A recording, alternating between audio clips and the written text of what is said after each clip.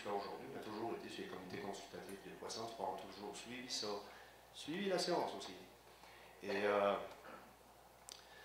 tu parles du Banc Georges comme un endroit très productif, le premier au nord-américain. On a sûrement le deuxième. Pas pareil, mais le deuxième. Comme on dit aux îles, c'est pas pareil, mais un écosystème aussi complexe, mais en même temps, je me dis, il y a... on a des problèmes, nous autres aussi.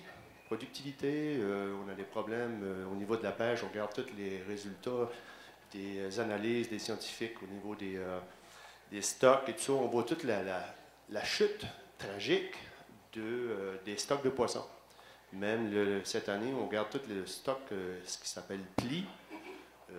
On a, j'appelle ça la dégénération des stocks de poissons. Il y a un ministère qui parle de reconstitution des stocks, en même temps qu'on jase avec l'industrie d'une manière, du côté des pétroles. La science parle de remonter les stocks de sébasse, de remonter les stocks de morue. On voit tout ça et on se dit, ben, qu'est-ce qui se passe dans ce monde-là? On a des difficultés à comprendre. Et l'autre affaire, on est 5 provinces là-dedans. 5 provinces, c'est la moitié des provinces du Canada. Il y a un grand responsable dans le système qui est système de l'habitat, les ressources halieutiques, et ce n'est pas les provinces qui sont responsables d'une façon, c'est pêche océan. Et à ce que je sache, ici, hier, aujourd'hui, ils brillent par leur absence. Et je dirais,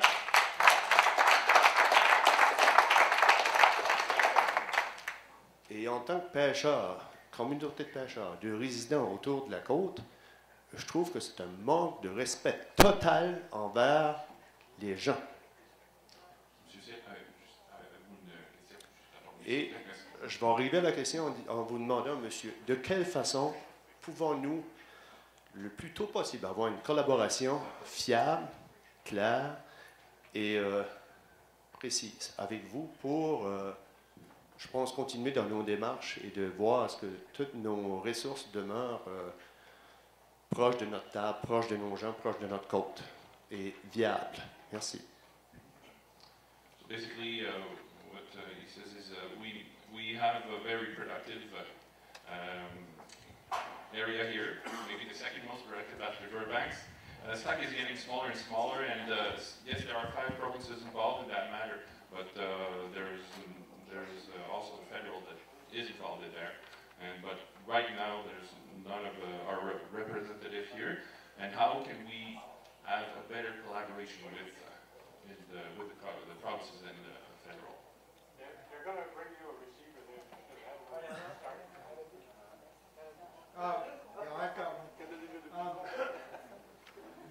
Yeah, we have met, at the at a gray seal session last fall, but that's another problem.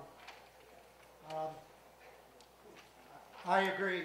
I think the first thing that you need to do, or that should be done, is DFO science. And I know there are scientists, because I was at the cod rebuilding sessions up in St. John's, Newfoundland, the end of February. There are scientists in the Gulf with the northern Gulf stocks and the southern Gulf stocks that are very concerned about the possible impacts of oil and gas activities in the Gulf. And I think that they need to convene the same kind of DFO science peer review process that took place in 1998 and 99, and that they started this past year in regard to Georges Bank, where they outlined the ecosystem issues that would be in play, they outlined what the impacts could be, and they look at the fishery. And believe me, in no way would I want to minimize the value of the fisheries and the stocks here in the Gulf of St. Lawrence. Yes, I will address myself in English to you. Je vais m'adresser en anglais pour monsieur.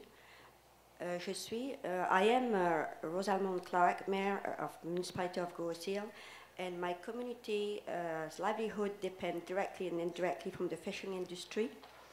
And the members of my community are very concerned and worried about the drilling of all herring. Not only the drilling of all herring, but also any drilling in the Gulf where it concerns fisheries, especially knowing the ecosystem of the Gulf St. Lawrence and all the biodiversity that there is in the Gulf, and also all the fisheries and the fish and shellfish and everything that's concerned, the sea floors and the currents also that goes counterclock, which these currents, if there is any spells, it's not like the Gulf of Mexico or the Atlantic Ocean also. It's if there is any spells like with those type of currents, the spells or the pollution stays within the Gulf, and we are situated right in the middle of the Gulf, so the Magdalenians will get all the pollution first, but through time it will also affect all the other provinces, the maritime provinces.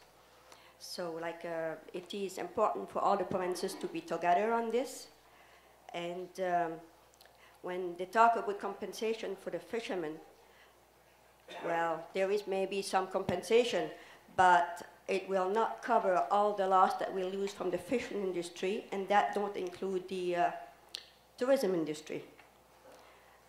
There is a lot of loss, like you mentioned, there will be a lot of loss if you take in consideration all the fishermen helpers, also all the people that works off the sea, like the factory workers. That takes a lot of money, and how is an oil industry is going to pay for all those peoples, not just for the present time, but all for the future generations? I don't see it. It is important that it is a food chain that is very important. You have both governments, federal and provincial, that puts out program for a healthy eating habit. They tell you to eat fish, very good for your health, and then on the other hand, they're going to put well drilling to get hydrocarbures in the Gulf, which could very easily pollute the fish. So if we want to have good quality fish and have eco-certification for our fish, I don't see how we're going to do that.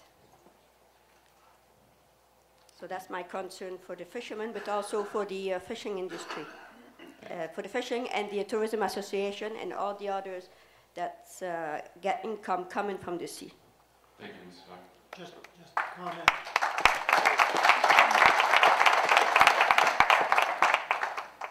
3 years after the Exxon Valdez disaster off the coast of Alaska, or in Prince William Sound, the herring fishery failed, and it hasn't come back.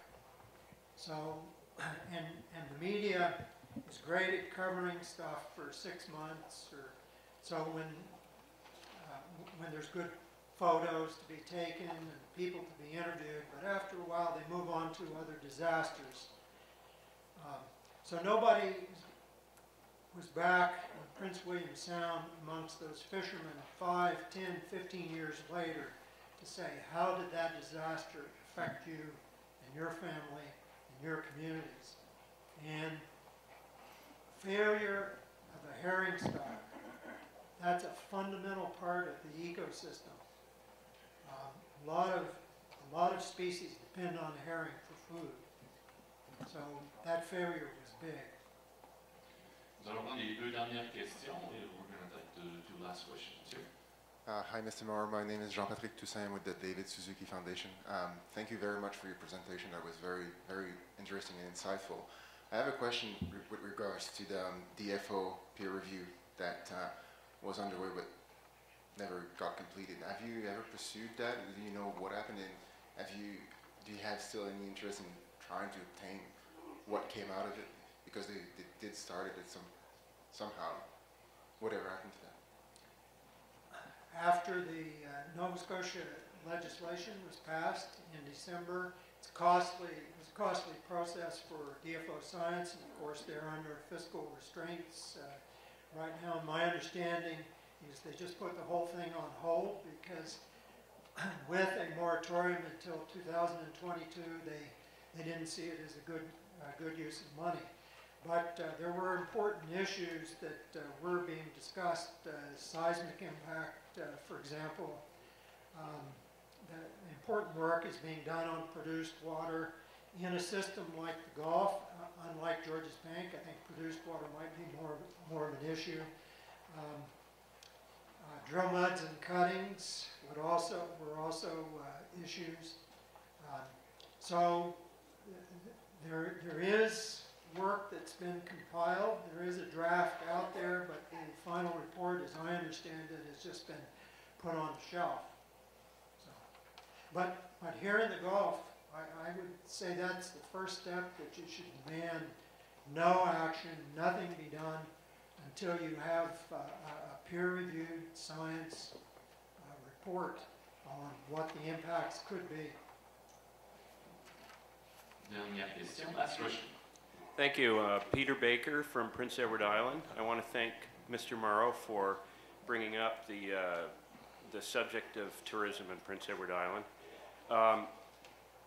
The state of Florida found that the perception of the oil in the Gulf created greater damage to the tourism industry in Florida than the actual damage that occurred, which was actually not nearly as great as was expected. From the moment I first heard about exploration in the Gulf, I feared the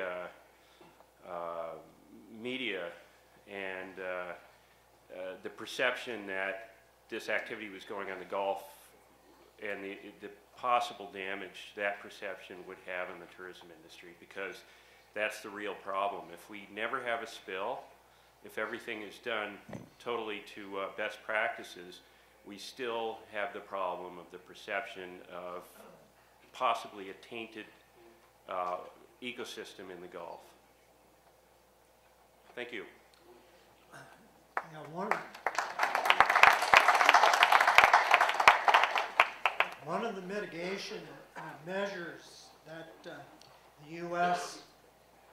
Government took is, in order to try to protect the tourism industry in the Gulf around Louisiana, the dams that they have in place, they released a lot of fresh water to push the oil slick back away from the coast. What the fresh water did, though, is it killed the oysters, the oyster beds. So you have that industry that took it in order to provide some protection for the tourism industry. And in the end, I guess the people who go to the Gulf Shore for tourism, they want to eat seafood. That's one of the reasons they come. That's one of the reasons people go to PEI or to the Magdalen Islands. If they know there's concerns, or they feel there's concerns about the seafood, that affects your tourism as well.